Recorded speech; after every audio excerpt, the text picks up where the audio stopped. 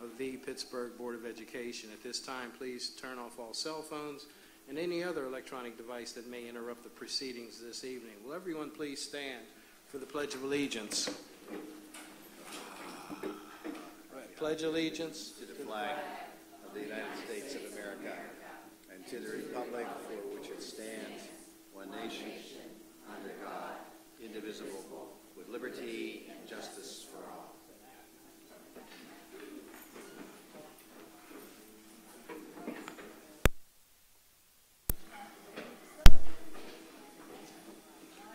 I would like to clarify the process for speaking at public hearings. Each speaker will be given 3 minutes to speak. As your time begins to wind down, there will be a flashing light on the microphone, which basically indicates that you have 30 seconds to wind up your testimony. As soon as your 3 minutes is up, your time is over. Speakers who arrive late to the public hearing will be given the opportunity to present their testimony after all speaker names have been announced. This evening's public hearing will be moderated by Susan Chersky. In order to better accommodate all speakers and their needs, please note that we have located the speaker's podium where the center doors are located. The microphone at the podium is very strong. You do not need to bend over to amplify your voice. Ms. Chersky will call speakers one at a time. We ask that when your name is called, you go out into the hallway and take your place at the speaker's podium where the center doors are located. When it is your time to speak, a staff member will come up to the speaker's podium to obtain copies of your testimony. Ms. Chersky, please proceed with calling our first speaker. Doris Grady, and will Joe Giasanti and Bonnie Spoles please go to the hallway?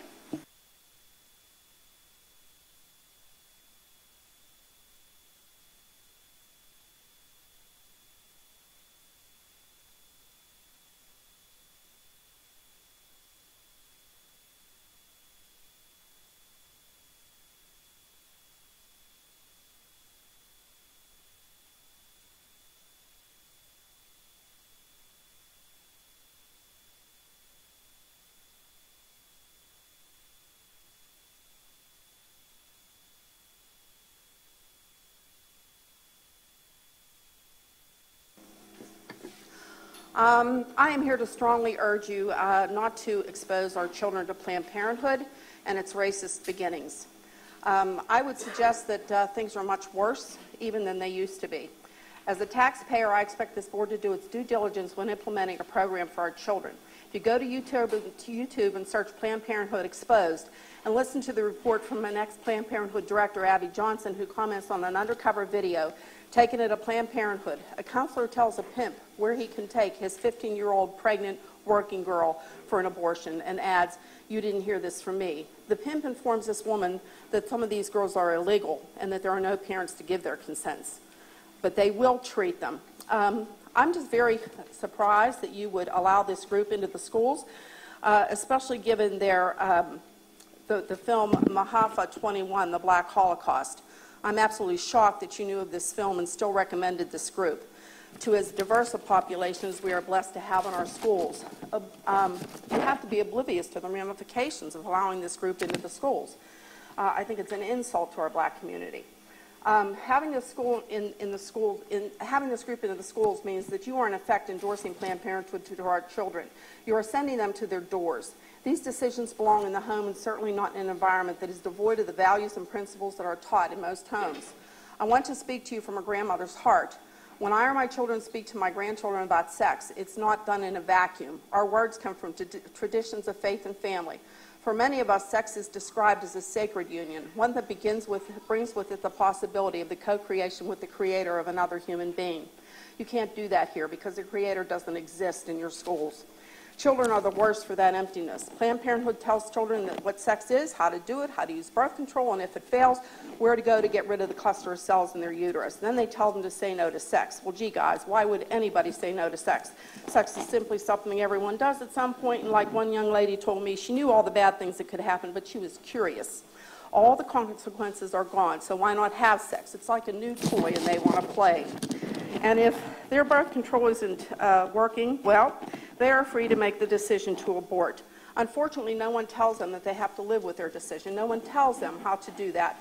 I have worked with many young women who deeply regret their abortions. And with the advent of 3D ultrasound, with surgeries being done on tiny babies in the womb, frankly, one has to be an idiot to still believe that abortion is not killing a human being.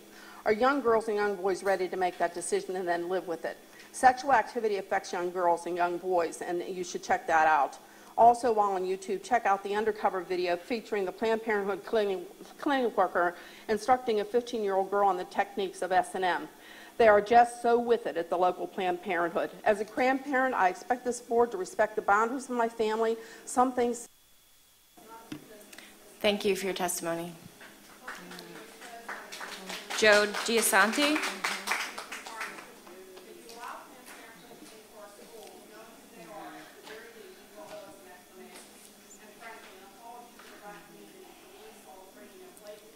Ms. Grady, thank you for your testimony. Will you please have Joe Giasanti to the microphone, please?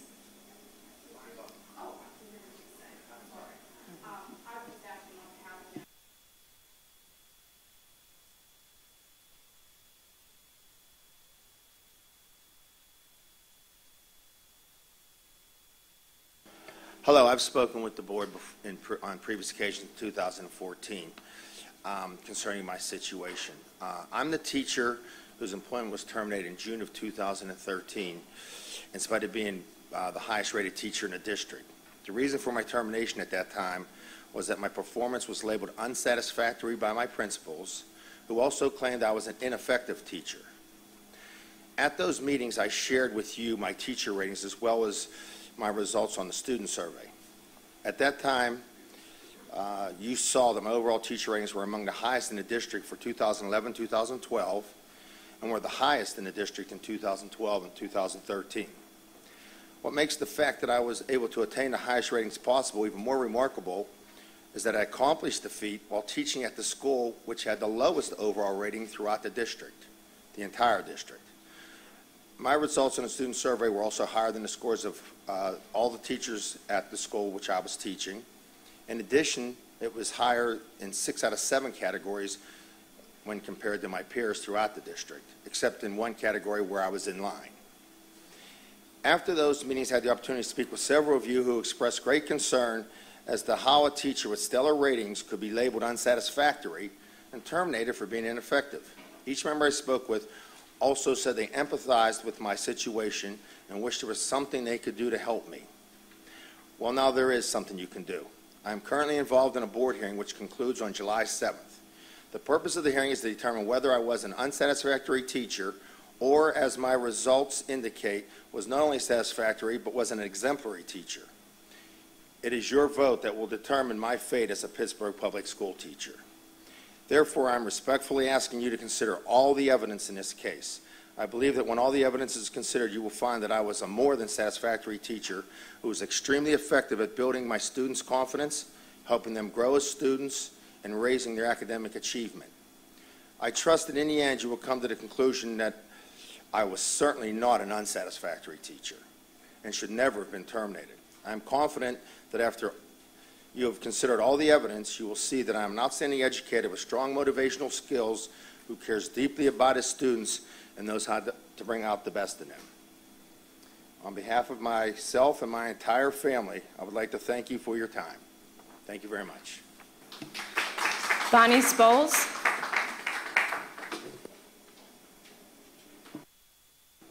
Hello, I'm Bonnie Spoles. I have problems with Fulton School.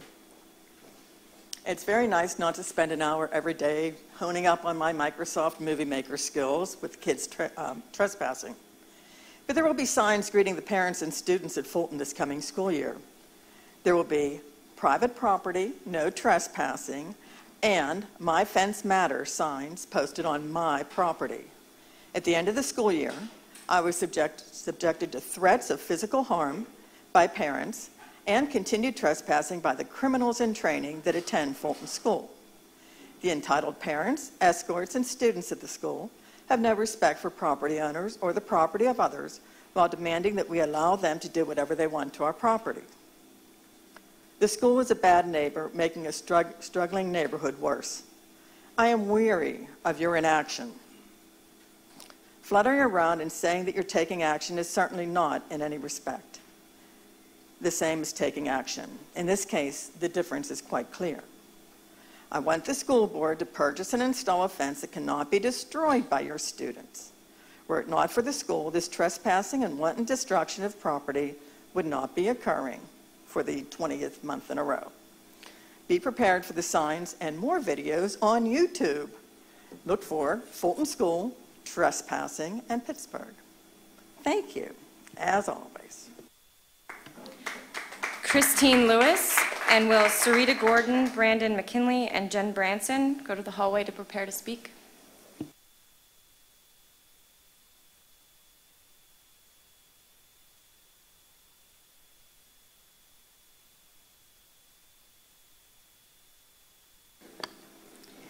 My name is Christine Lewis, and my daughter is enrolled in a Pittsburgh public school.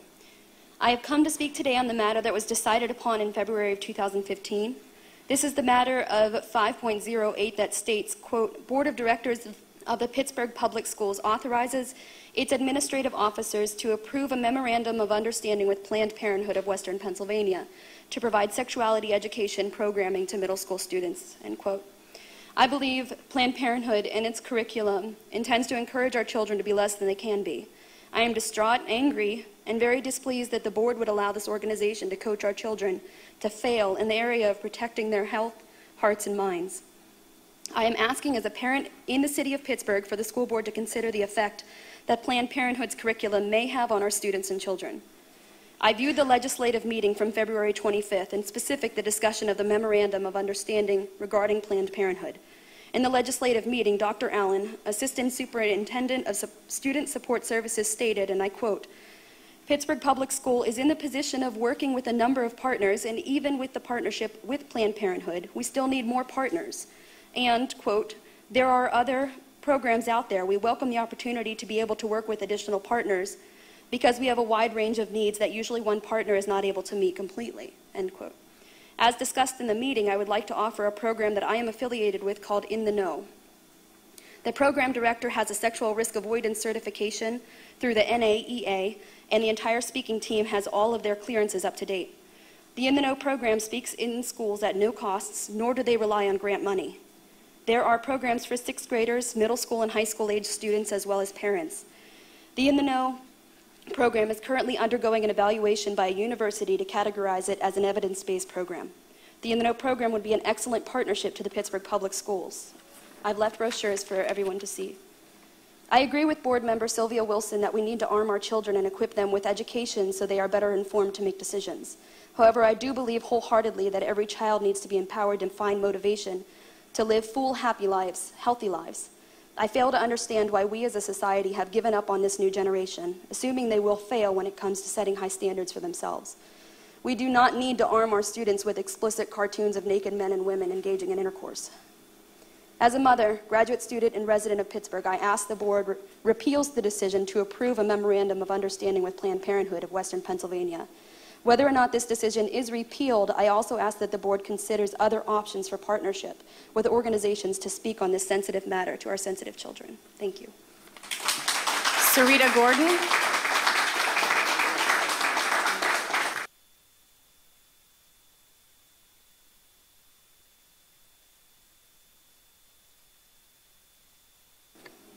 Hello, my name is Sarita Gordon. I'm a certified Relationship Essentials Healthy Relationship Speaker, virtual administrative consultant, and community builder.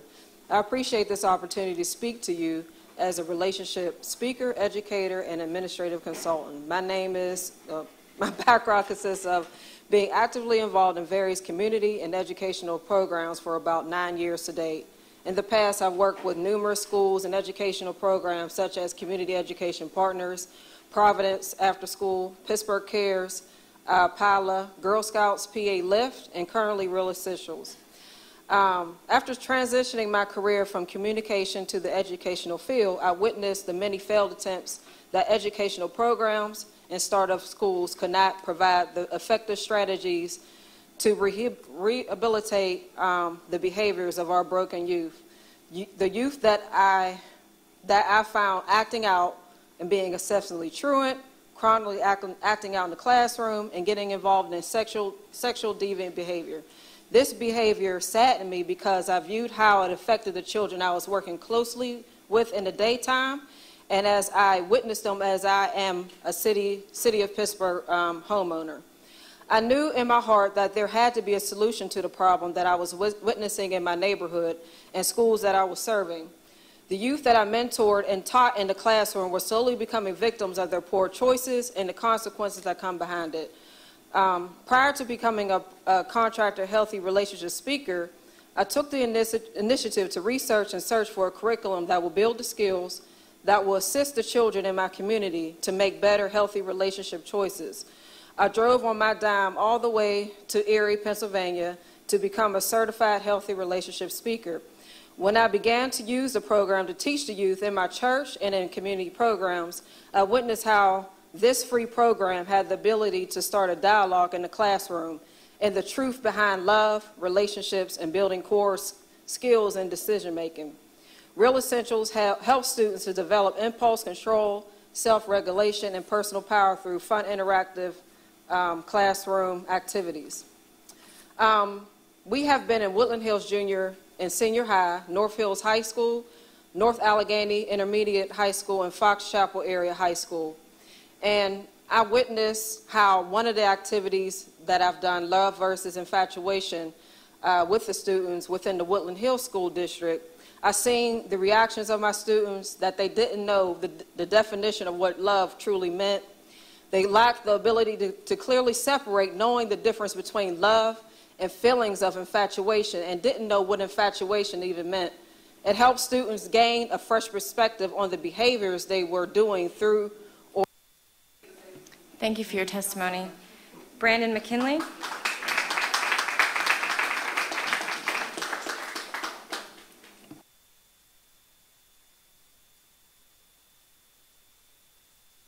Good evening. Thank you for your time.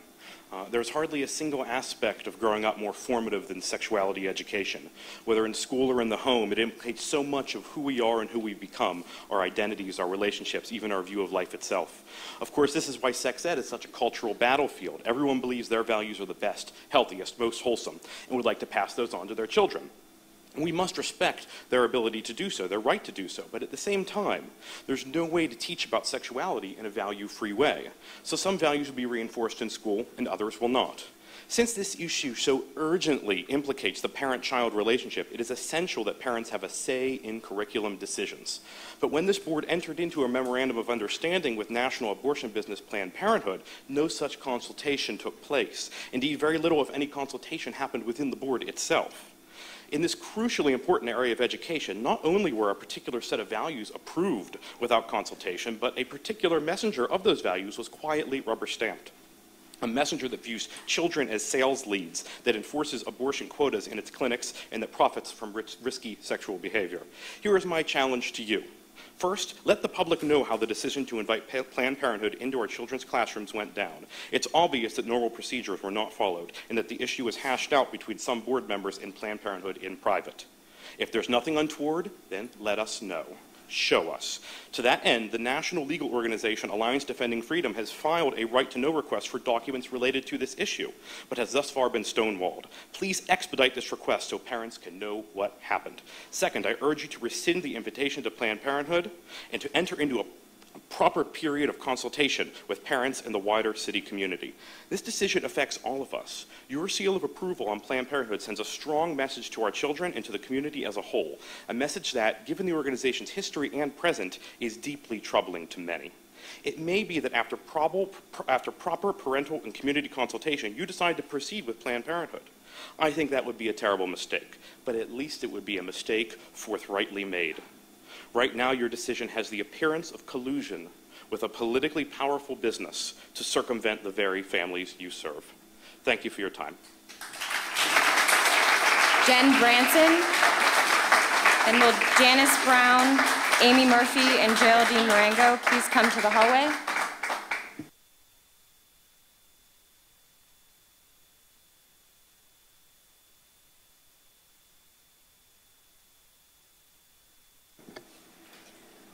On August 14, 2014, my life was impacted. I attended a training in Erie, PA. I left with a certification in weight training. The program is now called Real Essentials. REAL stands for Relationship, Education, and Leadership. My class for the training was made up of group home, staff, teachers who work for places like Clayton Academy, youth workers, life coaches, and youth ministers. We all said the same thing many times throughout the training. I wish someone would have taught this to me when I was in school. I am bringing up Real Essentials because I'm asking the board to consider this program and not allow Planned Parenthood into our schools. I am passionate about PPS. I spend hours defending why I choose PPS instead of other alternatives, but I'm going to have a hard time sending my children to PPS if this is the path you're going to go down. Our students deserve better. My children deserve better. My children attend currently Obama and Dilworth. They will not be attending anything that Planned Parenthood is a part of. Instead of empowering the students to make healthy choices and decisions that will keep them on the Pittsburgh Promise path, Planned Parenthood will cause the students to try anything and promote everything is okay. Planned Parenthood and the Pittsburgh Promise are two different messages. I have a higher expectation for my children and the students of PPS. Real Essentials teaches teens to live, love, and lead well. It teaches refusal skills, so if a girl is being pressured in the hallway between classes to perform oral sex, she will have the skills to say no. Real Essentials teaches the difference between love and infatuation, cutting down on the domestic violence by learning the red flags when they're teens. Real Essentials teaches how to have healthy relationships. Students will be reinforced that they are valuable. They are shown that trust takes time and there are steps to healthy relationships, and sex shouldn't be handed out like candy. What is also cool about Real Essentials is it meets all of the state's requirements for health and physical education curriculum. The program is set up with many modules, and the school can decide what topics they want taught, and they all meet the state requirements. It is also provided for free. For free. You don't need a grant money. I attended the program because I've been working with teens in crisis for over 20 years and currently as the director of a crisis center in Pittsburgh for about 10, and I wanted to be better equipped. I've been using the tool that I gained from the program on a regular basis. This is what one PPS student said. In one word, she used the word powerful. Another student who I met with after having a positive STD said, I wish that someone would have better educated me on this stuff instead of just telling me to wear a condom. The information she learned from me, she chose to teach her whole class for a school project. Thank you for your testimony. Janice Brown.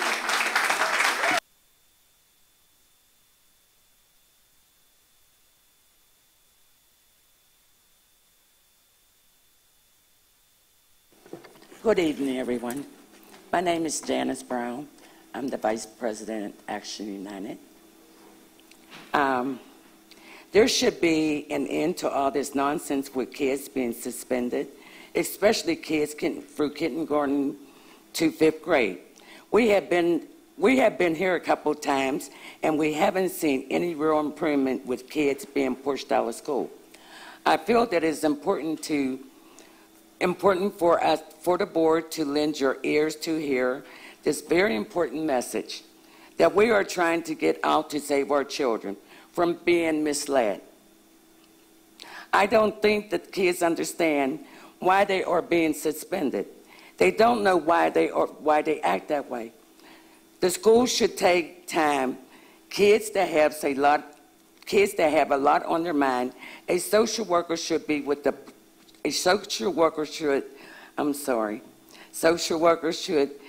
what the problem is with the kids instead of suspending them. These should be more social workers in the school. There should be after-school programs. The school should be there to help these children. When they push out our children, that's where the danger zone is. We would like the school to show us that the board, that you have heard what we're standing here for. We would love to sit down with you to discuss this matter about how we could save our children from being pushed out of school. We want a task force or a commission or a committee for this year and for next year. That we parents would be on, I'm sorry, for this year and next year, that we parents would be on to work with the school to make this change, to make these changes. Thank you, and excuse me. Amy Murphy.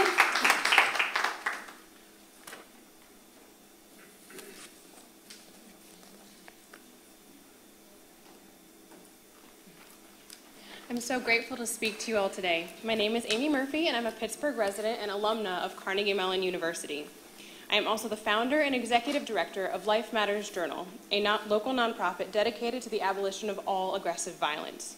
We are nonsectarian, nonpartisan, and most importantly, a consistent voice in opposition to the idea that certain lives are expendable for the common good. This mission of nonviolence is why I am here today. I stand here as a feminist who believes in the equality of each and every human being, to urgently request that the Pittsburgh School Board rescind their vote to contract with Planned Parenthood for their sex ed programs. I, for one, am actually a very ardent proponent of comprehensive sexual education, so why don't I believe that we should be contracting with Planned Parenthood for our sex ed? Let's try a mental exercise. Imagine a center that provided low-cost childcare, but they also killed at least one of the toddlers in their care every day. Would we contract with them for our after-school daycare program? No. We should not be contracting with an organization that kills human beings, much less an organization that includes killing as part of its profit model. But Planned Parenthood performs abortions, and because basic science reveals that each human being's life begins at conception, it follows that every successful abortion kills a human being. When we contract with an organization that advocates for and takes part in the killing of 897 preborn American children every day, we too are complicit in the attitude that will sacrifice children for our convenience. We too are complicit in the blood money given to an organization that kills our preborn human brethren. We too are complicit in death. According to their own 2013 annual report, 94% of all Planned Parenthood's recorded pregnancy outcome services were abortions. And since 2009, Planned Parenthood has performed over 1.9 million abortions. Can you imagine 1.9 million human beings? It's a hard number to fathom. Think about it this way. Fill PNC Park for 50 home games. Every one of the 38,362 seats filled 50 times over. You and I agree that sex education is necessary for the development and education of our youth, but we as a city need to take a clear position that we cannot and should not stand complicit in contract with an organization that kills human beings. To do so is contrary to equality, it is contrary to justice, it is contrary to peace. I ask you to repeal the vote that allows Planned Parenthood to provide sex education to our children. I ask you to repeal the vote that contracts with an organization that deals in death. Geraldine Marengo.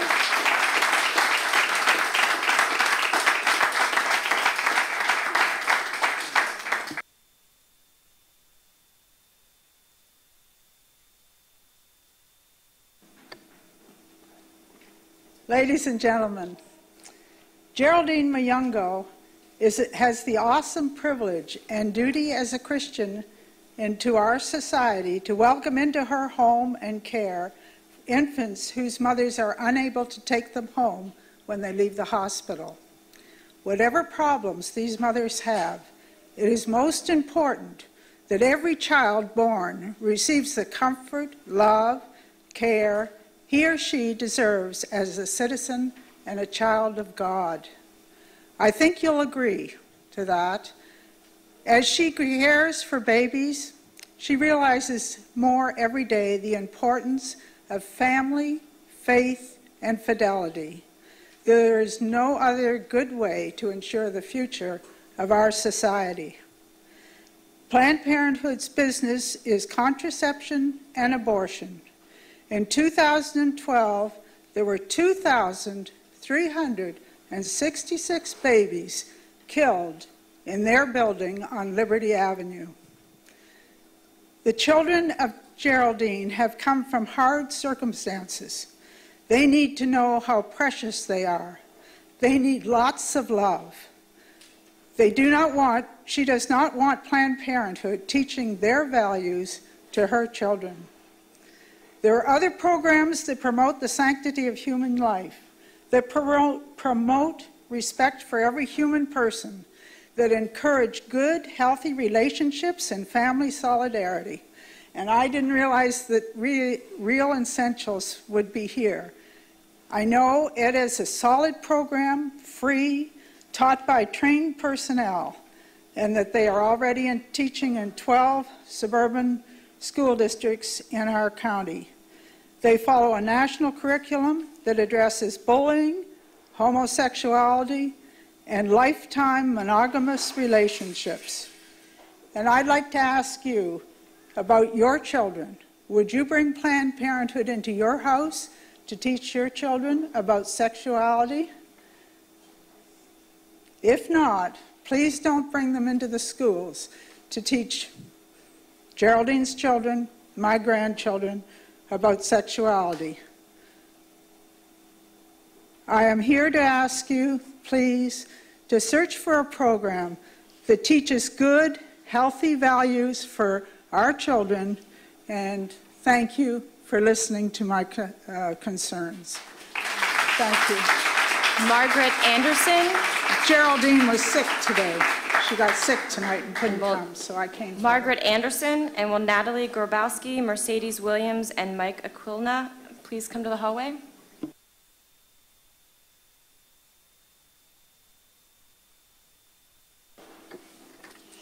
Good evening. My name is Margaret Anderson. I'm a local mother of 2 small children. I'm here to speak out against Planned Parenthood in our public schools.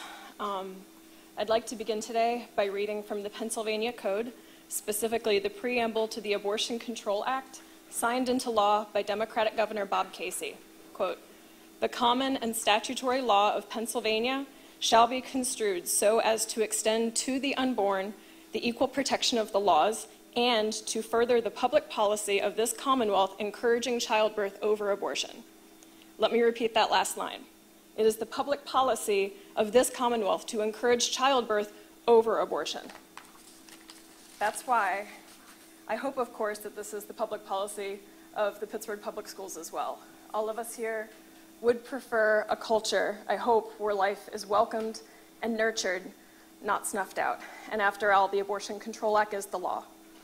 This is why it is so baffling and disturbing to me that the district has invited Planned Parenthood into our schools as an unbiased source of information and counseling on sexuality. For Planned Parenthood, the children of the Pittsburgh Public Schools are a captive audience of sales leads. Planned Parenthood has every incentive to make these impressionable children into long-term clients, and the big ticket item for Planned Parenthood is abortions. It's like inviting Philip Morris to lecture middle school students on tobacco avoidance, or Anheuser-Busch to teach alcohol safety, or Harrah's to discuss responsible gambling. Now, Planned Parenthood will say that only 3% or so of their services are abortions, but this number is incredibly misleading. A conservative estimate based on their own data suggests that at least 1/3 of clinic income is from abortions.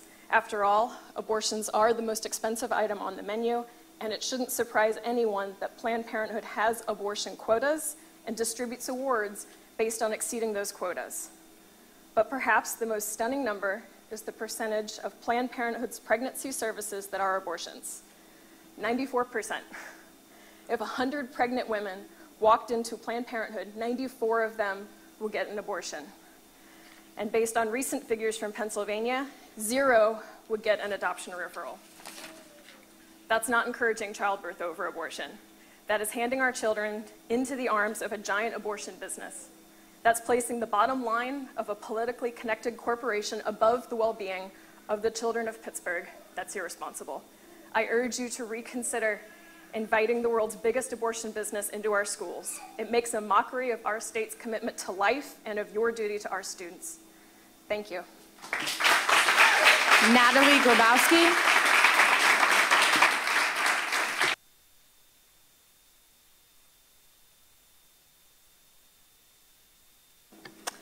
Hi, my name is Natalie Grabowski, and I am a registered nurse working here in Oakland. I ask you today to reconsider your vote to allow Planned Parenthood into our schools. I work as a nurse out of the desire to serve others, and I know that physicians in all medical facilities should be held to the highest standard of ethics and practice. I stand up for this principle today, knowing that Planned Parenthood, the medical provider you want to contract with for our children's sex education, has demonstrated a willingness to subvert sound medical regulations, to skirt the law, and to take clearly unethical actions time and time again. The question I pose to all of you: should we allow our students to be placed in so intimate discourse with an organization that has demonstrated such gravely unethical conduct? For one, in Texas, Planned Parenthood was accused of systematically defrauding Medicaid. They settled with the U.S. government, denied wrongdoing, but paid $4.3 million. Of course, if they really had done nothing wrong, they would have had no need to settle, and especially to agree to such a hefty penalty. This is not the sort of organizations that should be in our children's classrooms. Secondly, there is irrefutable evidence that Planned Parenthood employees have offered to cover up statutory rape, abuse, and sex trafficking in order to close the sale of an abortion. In Ohio, our state next door, Planned Parenthood failed to report the statutory rape of a high school student by her own soccer coach. In Illinois, Planned Parenthood lobbied against a common sense law requiring abortion center staff to report abuse and rape, saying that it might overburden the local government. They value the sale of an abortion more than protecting our students from rapists. That is nothing short of irresponsible and scandalous. This is not the sort of organization that should be in our children's classrooms. At our local Planned Parenthood at 933 Liberty Avenue downtown, health inspectors found violations as follows just 4 years ago. Quote, an unlocked metal box in an unlocked cabinet containing what appeared to be a nearly full prescription pad, which had been completely signed by the physician. When questioned, staff and physicians stated that when the physician is not present, the nurse may write the prescription on the pad and give it to the patient prior to their leaving the facility. End quote. This was not a mere oversight. This was a gross, unethical misconduct that speaks to their disrespect for proper medical practice and disregard for their patients' lives. This is not the sort of an organization that should be in our children's classrooms. I stand before you as a nurse who sees the consequences of medical ethics day in and day out. I stand before you as a fellow Pittsburgher, and I ask you to repeal the vote that allows Planned Parenthood to provide sex education to our children. I ask you to repeal the vote that contracts with an organization that has demonstrated unethical. Thank you for your testimony. Mercedes Williams.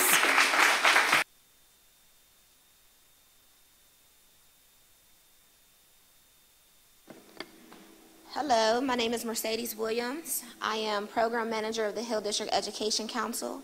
I also grew up in the Hill District. I attended Hill Public Schools, and I am a current resident of the Hill District. The collective impact session that took place June 9th and 10th leaves me in a state of frustration. The community was underrepresented. There were no parents from the Hill District, and only one UPrep student came, and that was on the second day. And being that this was a collaboration of the school, community, parents, and students, we did not have proper representation.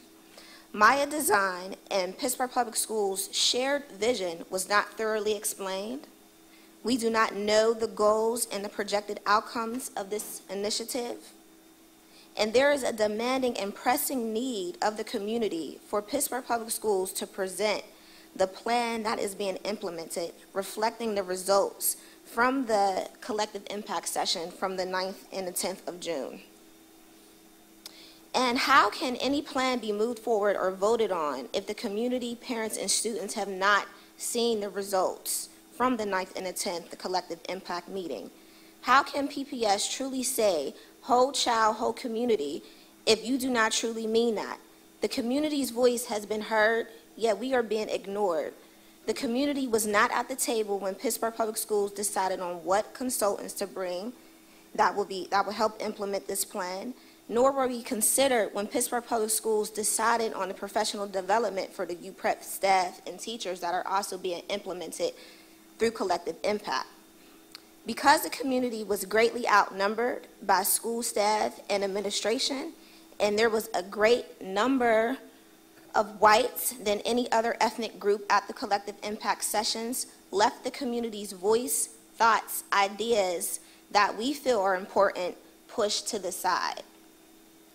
I am in each public school in the Hill District, and I am a reflection of those students. We come from the same culture, and I have experienced some of the same things that they are experiencing. I am able to connect with them on a deep level. Many of these students have expressed how they feel about school and what they want. They want more African and African American history and culture present in the building, which is fused with their modern culture. Better food with healthier options, more field trips and career exposure, more access to cutting-edge technologies, and more black teachers. There is not one black teacher between the 9th and 12th grade in over a 90% predominantly African American school. With that being said, leaves me to have. Thank you for your testimony. Mike Aquilna.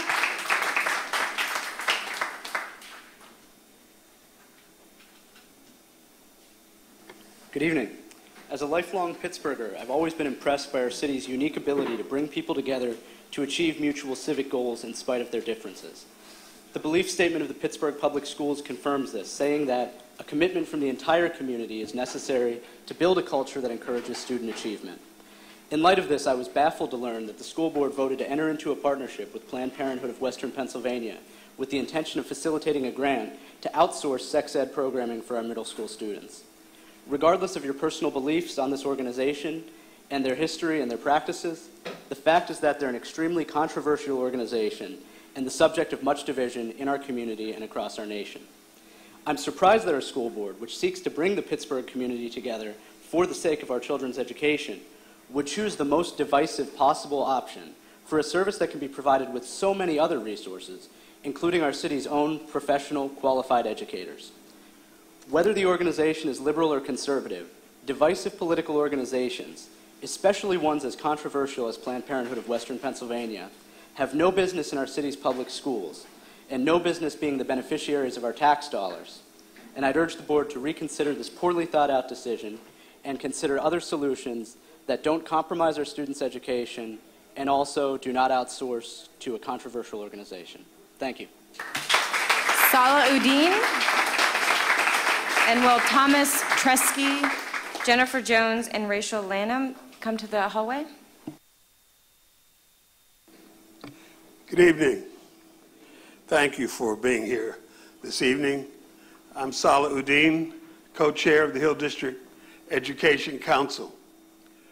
I came this evening to put the board on notice that we are at the end of our rope.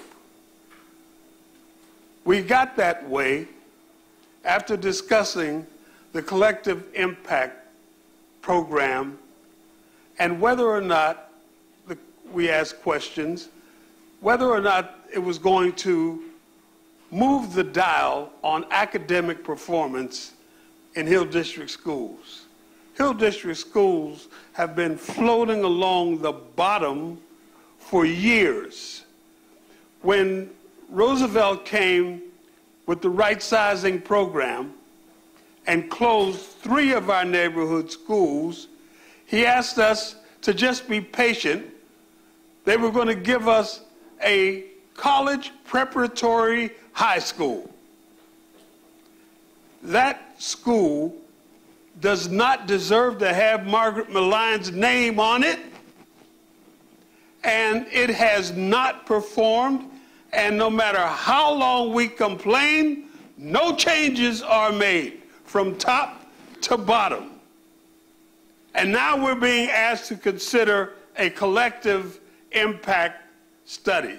When our children drop out of school or get pushed out of school, it is for them a direct ticket to the penitentiary or to an early grave. We cannot allow our children not to be educated. You turned your backs on us.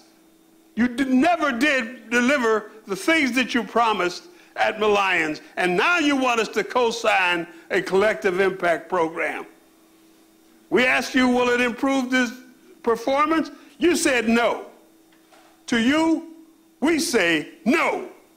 No. Thomas Tresky.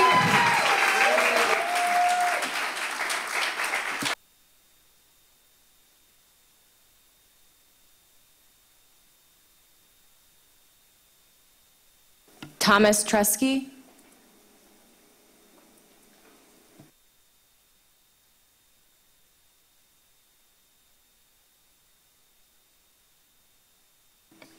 Members of the board, I'm here as a student and Pittsburgh resident to urge you not to allow Planned Parenthood access to our young children in Pittsburgh schools. The well-being of our city's children is not their highest priority, and any educator who is allowed to broach this very sensitive and intimate subject in our schools should be nothing short of ethical. Planned Parenthood consistently shows a disregard for the health and well-being of the women they claim to serve. As a physician here and in other cities, as an emergency room doctor, my cousin, Dr. Stephen Guyton, has had the unfortunate experience of seeing dozens of women over the years who have suffered harmful complications from having an abortion at Planned Parenthood. From pain and bleeding to life-threatening infections and even perforations of the uterus that threaten to rob them of future fertility, he has seen all these things and more. These patients, women who are often very young, paid for their procedure and were given very little counseling and virtually no support afterward.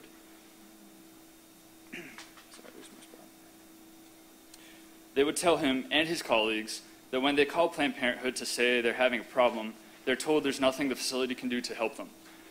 If Planned Parenthood won't even help offer support and help when complications arise from their own procedures, imagine how little they'll help provide down the road when these women deal with the post-traumatic stress and depression that have been so well documented to occur to many women after an abortion.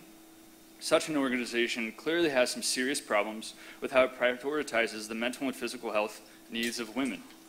And this is certainly not the kind of organization we want educating the young and impressionable children and their minds. As parents and families, we have the right and duty to teach our children morals and values. Allowing an organization as corrupt and controversial as Planned Parenthood to indoctrinate our children simply cannot be allowed. They claim they just want to teach sex ed classes, but according to Consumer Reports, Planned Parenthood hands out the lowest quality condoms, meaning they break more often than the others. Their alternative solution is hormonal contraception. According to the World Health Organization, these contraceptions are rated as type 1 carcinogens, though, which is the same category that includes cigarettes and asbestos, not things we should be putting in our bodies. Planned Parenthood's use of these low-quality contraception increases the demand for their abortion services, and this is by their design. Obviously, this is an issue that concerns me very deeply. I hope for the strength of our public schools and want our children to thrive and obtain a wonderful education through them. Please hear the petitions of the concerned members of the district and stand up against this organization and do not allow them access to our city's children. Our children deserve better. Please give it to them. Thank you. Jennifer Jones.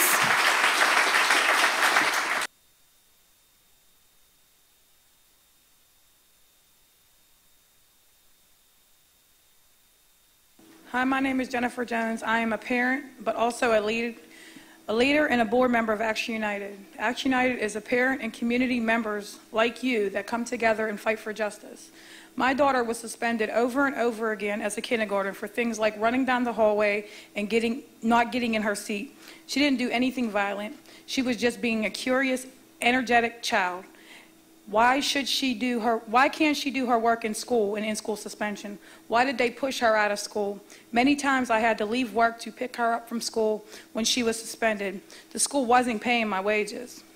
The school didn't seem to care how much money all those suspensions were costing me and my family, or how much stress they were causing us all, or how much education they were costing my daughter.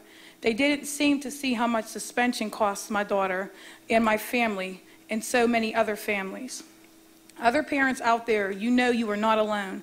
It's time for all of us parents of young children to step up, speak out about this crazy situation. Look at the numbers in the graph attached.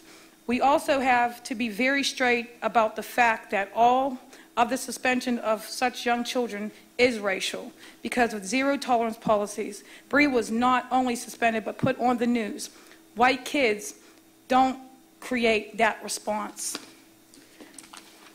Black kids matter. How suspension is being unfairly applied is just plain racist.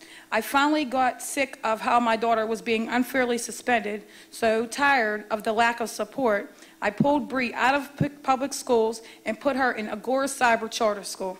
Our taxes pay public schools. They should keep our kids in those schools, not kick them out when they most need an education. We demand an end to kindergarten through 5th grade suspensions for nonviolent offenses. Thank you. Rachel Lanham.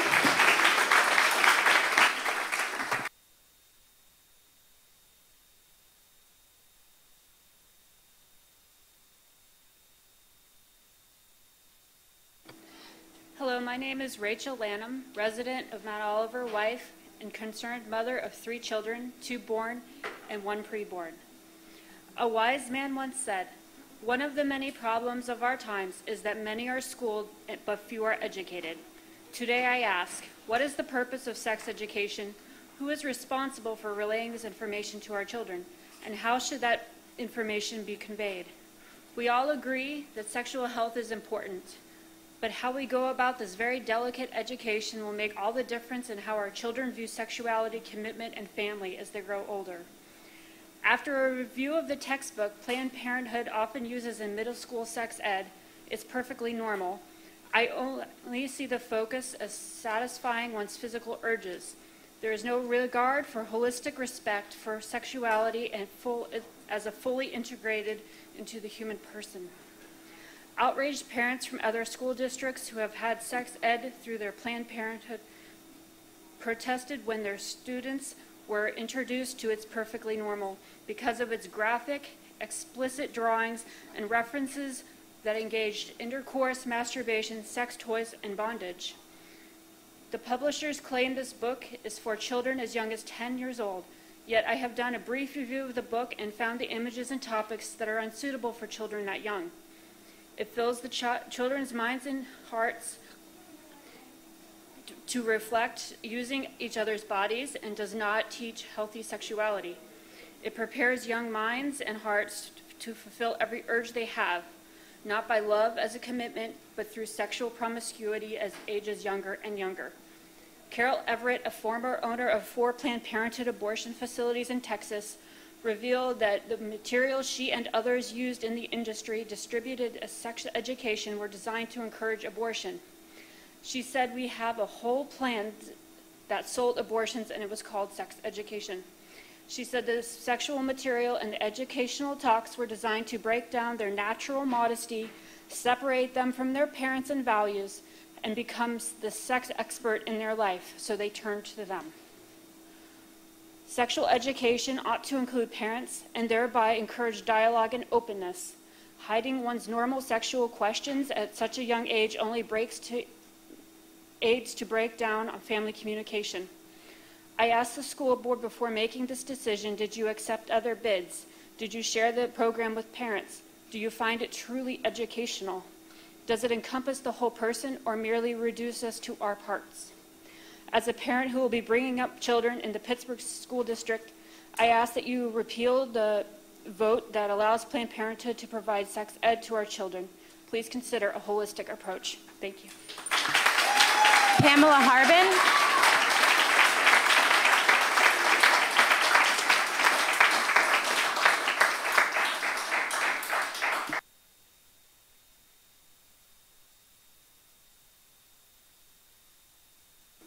Good evening. Tonight, I have a simple ask. Implement a community-based solution to improve outcomes for every student. The board should, through resolution, direct the administration to create a Dignity and Inclusion in Schools Advisory Council to explore, evaluate, make recommendations that address school climate issues in Pittsburgh Public Schools and ensure a comprehensive approach to effectively improve the school climate, providing a place where students feel safe, connected, and engaged in PPS. I've attached information for you about a similar advisory council in Boston Public Schools, so you can look that over. Such a council should include parents, community members, students, teachers, principals, and union representatives. Similar to the community schools model, this process must have transformative parent, student, and community involvement.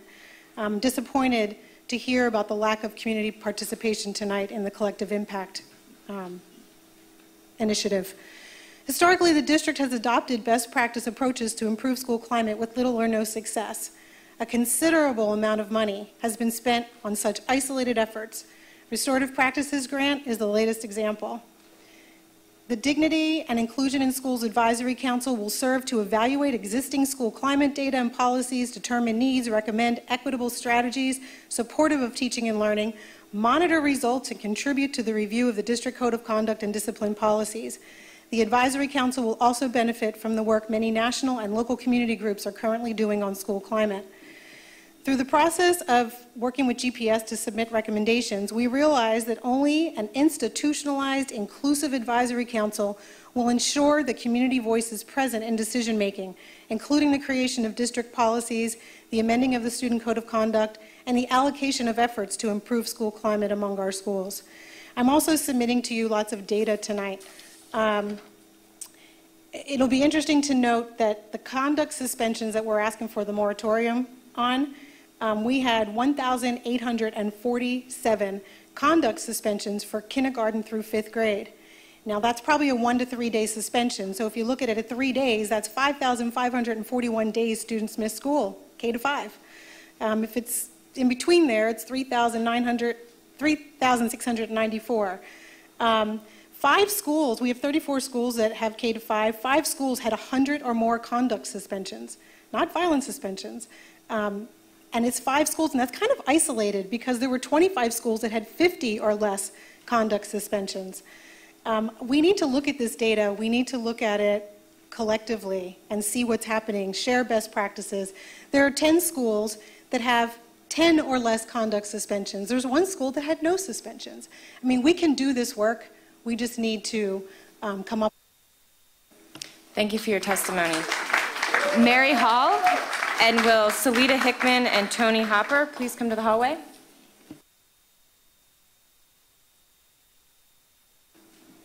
Good evening. It's good to be with you again. My name is Mary Hall. I'm with the Youth Court Initiative of Western Pennsylvania. At last month's hearing, I spoke with you about a restorative practice known as Youth Court. Tonight, I would like to expand that discussion to a related proposal, the creation of a high school devoted to public service. While participating in Youth Court gives students the opportunity to create a safer and more just community in their own school, attending a high school dedicated to public service would give them broader opportunities to serve not only their school, but their community at large. Recently, I was thrilled to read of the American Federation of Teachers Promising Pathways grant that would help to enable the Pittsburgh Public Schools to offer a new public safety program aimed at students who want to become police officers, firefighters, and emergency medical technicians. I would like to propose that this concept be expanded to include programming for students who are interested in other types of public service as well. While students at the Obama Academy prepare for service at the international level, these students would be looking for ways to serve their own country and community. The careers that they might explore might include social work, government, and the law. Internships could be established to provide them with real-world experience in those fields. Project-based learning could occur as they look to solve a particular community problem, such as dealing with a neighborhood eyesore. This has been done elsewhere, with students learning about zoning law and environmental remediation. I believe that Westinghouse High School would be an ideal location for such an effort. Homewood is a community going through a period of healing and rejuvenation. how wonderful it would be to have Westinghouse students to be part of recreating their neighborhood, to have a sense of ownership and agency in bettering the lives of their families and community. Thank you. Salita Hickman.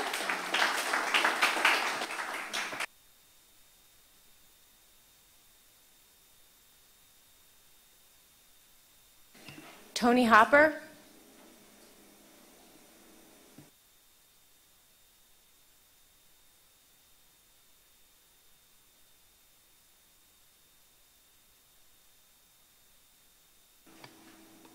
Hello, my name is Tony Hopper, and I recently finished my 8th year of teaching for the Pittsburgh Public Schools.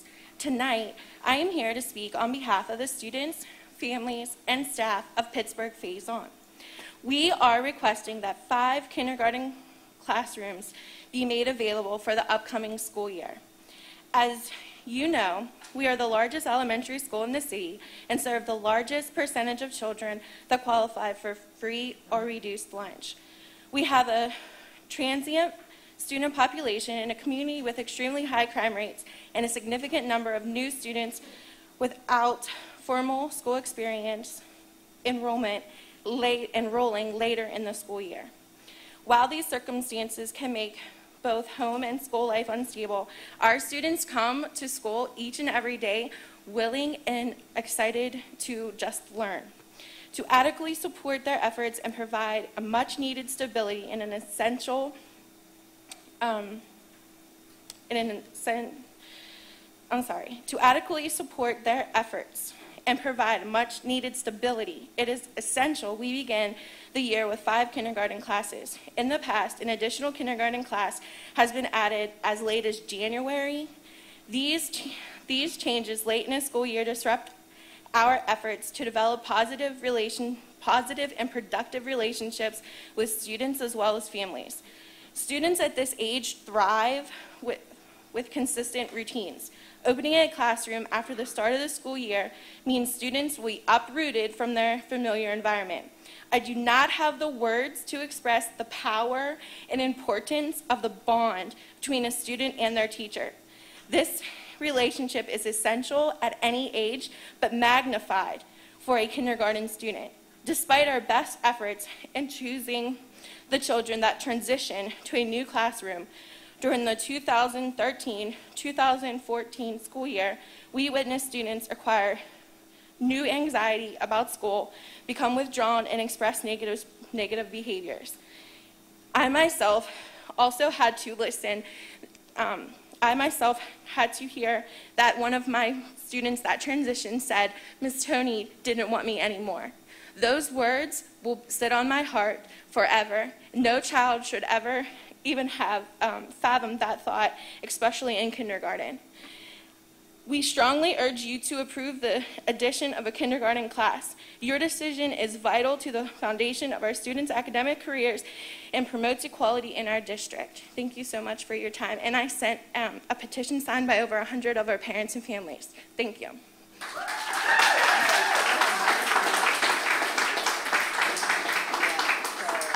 Mr. Sumter, this concludes the regular public hearing from Monday, June 22nd, 2015.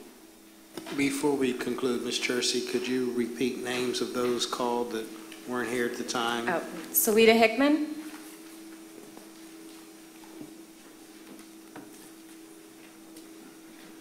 Thank you very much.